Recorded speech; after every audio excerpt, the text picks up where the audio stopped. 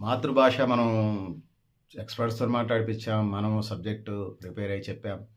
కొన్ని సార్లు రెడీమేడ్‌గా చెప్పుకుంటూ వచ్చాం. కొన్నిసార్లు డెప్త్‌గా కోల్ మైన్స్‌లో బొగ్గు తవ్వినట్టుగా తవ్వి దాన్ని డెప్త్‌గా అధ్యయనం చేసి అనేక సలహాలు, సూచనలు తీసుకొని చెప్పిన వీడియోస్ ఉన్నాయి. ఎన్ని సార్లు చెప్పినా సారాంశం అయితే అదే వస్తుంది. మాతృభాషని నిలబెట్టుకోవాల్సిన అవసరం ఉంది. మాతృభాష అమ్మ భాష, కమ్మనైన భాష, తీయనైన భాష, తిరుగులేని భాష.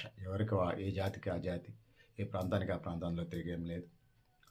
వాళ్ళ అమ్మ భాషని, వాళ్ళ మాతృభాష నిలబెట్టుకుంటూనే ఉపాధి భాష వైపు అడుగులు వేసే పరిస్థితి మనకు కనపడుతుంది.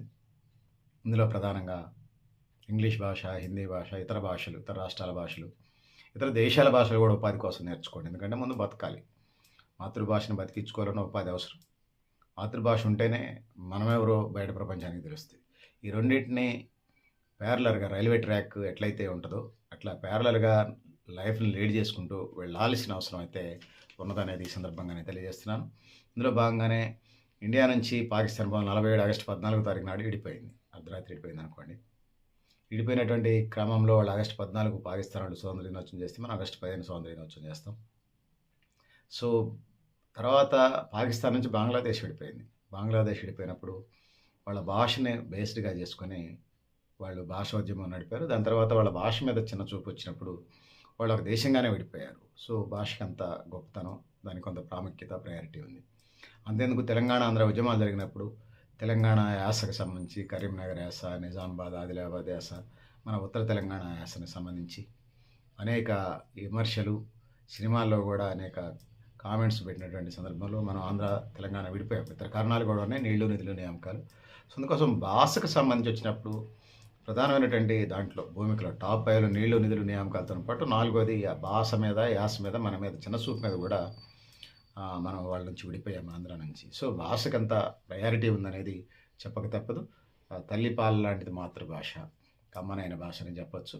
1835లో లార్డ్ మెకాలే విద్యాలయాల్లో భాషా బోధన మెకాలే విద్యా విధానం అని అంటారు. వాళ్ళకి చదువుకున్న గుమస్తాలు కావాలి, అందుకోసం పెట్టారు. ఇంగ్లీష్ భాష అయినా సరే ఇప్పుడు ఉపాధి భాషగా మారిపోయింది. ఆ విధంగా మనం ముందుకు పోతున్నాం. దాని భాష నేర్చుకోవటం వల్ల ముందుకెళ్ళే పరిస్థితి. John Doe Lord Drummond Lord Wilson అంటే మేధావులు దేశీయ భాషలు మాతృభాష వలె ఉండాలని ఆనాటి పార్లమెంట్లో డిస్కస్ చేసిండు. లార్డ్ కర్జన్ భారతదేశం వైస్రాయ్‌కి వచ్చిన తర్వాత దాన్ని అమలు చేసే ప్రయత్నం చేసిండు. మన 20 నుంచి 47 దాకా వచ్చిన చట్టాలు మాతృభాషలోనే బోధన, విద్యావ్యాప్తి, పరీక్ష నిర్వహణ జరగాలని స్పష్టం చేసి కరెక్ట్ ఎవరి భాషలో రాయాలి. పెద్ద భాషలు అంటే అదనపు భాష నేర్చుకోవాలి ఉపాధి కోసం, ఉద్యోగాల కోసం. ఆ విధంగా ముందుకు పోవాల్సిన అవసరం అయితే ఉన్నదనేది తెలియజేసుకున్నాను. మాతృభాష కళ్ళజోడు వంటిది, పరాయి భాష. మాతృభాష కళ్ళ వంటిది, పరాయి భాష కళ్ళజోడు వంటిదట. ఇదొక కొటేషన్. చాలా వస్తున్నాయి. మాతృభాష కళ్ళ లాంటిది, పరాయి భాష కళ్ళజోడు లాంటిది. ఇది పరిస్థితి. ఈ విధంగా ఉన్నది. రవీంద్రనాథ్ ఠాగూర్ కూడా మాతృభాషలోనే, ఎందుకంటే ఆయన ఆ రోజుల్లో సాహిత్యం బాగా చేశాడు కాబట్టి రవీంద్రనాథ్ ఠాగూర్ ఆయనకి శాంతినికేతన విద్యాలయం కూడా ఉండేది. ఆ విధంగా ముందుకెళ్లాల్సిన అవసరం ఉంది. 1854లో చార్లెస్ వుడ్ ఉన్నతాధికారి ఎడ్యుకేషన్ డిస్పాచ్ విద్యాపత్రం ద్వారా కూడా సమాజంలో మధ్యతరగతి ప్రజల్లో విద్యావ్యాప్తి జరగాలంటే మాతృభాష అనేది ఆయన కూడా ఐడెంటిఫై చేశాడు. అనేక అధ్యయనాలు, కమిషన్లు చెప్పే రిపోర్ట్ కూడా ఇదే. 1964-66లో కొఠారి విద్యా కమిషన్ వేస్తే మాతృభాషలు ఉండాలని చెప్పాడు. భారతదేశంలో దేశ భవిష్యత్తు తరగతి గదుల్లోనే తీర్చిదిద్దబడాలని చెప్పింది కొఠారి. ఇంకా చాలా పెద్ద పుస్తకం రాశాడు. ఈ దేశానికి న్యూ ఎకనామిక్ పాలసీని మించి రాశాడు ఆయన. ఇప్పుడు నువ్వు 2020 నుంచి న్యూ ఎకనామిక్ పాలసీ వచ్చింది. దాన్ని మించి రాశాడు భారతదేశానికి 100 ఏళ్ళు, 1000 ఏళ్ళకి సరిపడా.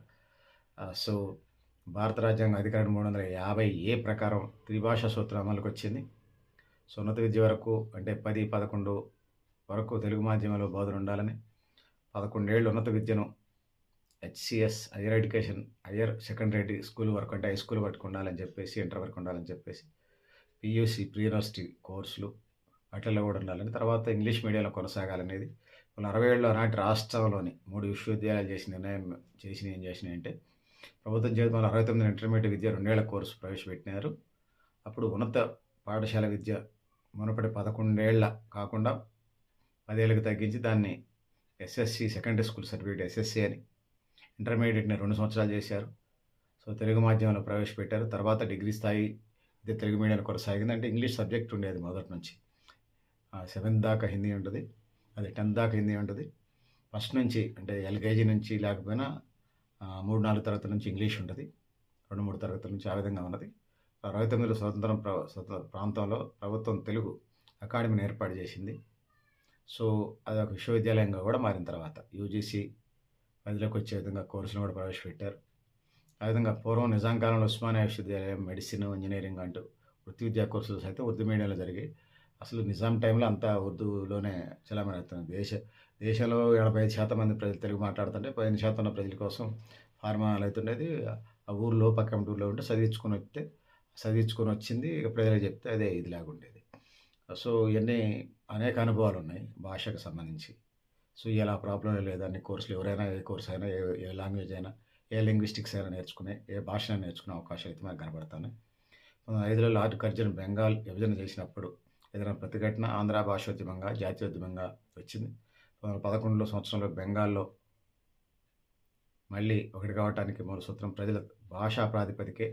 మన తెలుగు రాష్ట్రంలో 1911 ప్రథమాంధ్ర గ్రంథాలయ మహాసభలు, 1913 బాపట్ల ప్రథమాంధ్ర మహాసభ, 1921 ఆంధ్ర జనసంఘ స్థాపన, 1900లో శ్రీకృష్ణదేవరాయాంధ్ర భాషా నిలయం, 1943లో ఆంధ్ర సరస్వత పరిషత్తు. ఇట్లా ఎన్ని నిలబడినాయని ఎన్నెన్ని చేయనండి. అట్లా చెప్పాల్సి వస్తే శ్రీకృష్ణదేవరాయలు దేశ భాషలందు తెలుగు లెస్స అంటాడు. నేను ప్రపంచ భాషలందు తెలుగు లెస్స అంటాను. ఎవరి భాష వాళ్ళకి ప్రపంచ భాషలందు లెస్సే. సో, క్షేమమే. 1000 ఏళ్ళు వర్ధి లేదు, 1,00,000 ఏళ్ళు వర్ధి లేదు. సో, ఇందులో ప్రధానంగా ఇంక నేను చెప్పదలుచుకున్నది లిపి లేని భాషలు చాలా కాలగర్భంలో కలిసిపోతాయి. లిపి ఉన్న భాషలు అవి కూడా కాలగర్భంలో కలిసిపోతుంటే కొందరు డిజిటలైజ్ చేసుకుంటూ వస్తూ ఉన్నారు. సో, బ్రౌన్ లాంటి వాళ్ళు ఇంగ్లీష్, తెలుగు డిక్షనరీలు రాసి చాలా పదాలని మన నుంచి దూరం కాకుండా కాపాడినోళ్ళు అని చెప్పవచ్చు. అట్లా అనేక మంది భాషలను కాపాడుతూ సాహిత్యాన్ని భవిష్యత్ తరాలకి అనేక రూపాల్లో అందించినటువంటి వాళ్ళు భాషని, భావాన్ని, లిపిని, అధ్యయనాన్ని, భవిష్యత్తుని అందించినటువంటి మహనీయులందరికీ ఈ సందర్భంగా ధన్యవాదాలు, ప్రణామాలు తెలియజేసుకుంటూ, పెద్దలారా, మిత్రులారా మీరు కూడా మీ అభిప్రాయాలు కామెంట్ బాక్స్‌లో తెలియజేస్తూ, నేను గరిడేపల్లి సత్యనారాయణ, న్యూ లక్ష్యాల. Thank you. 2 పెద్దలారా, మిత్రులారా.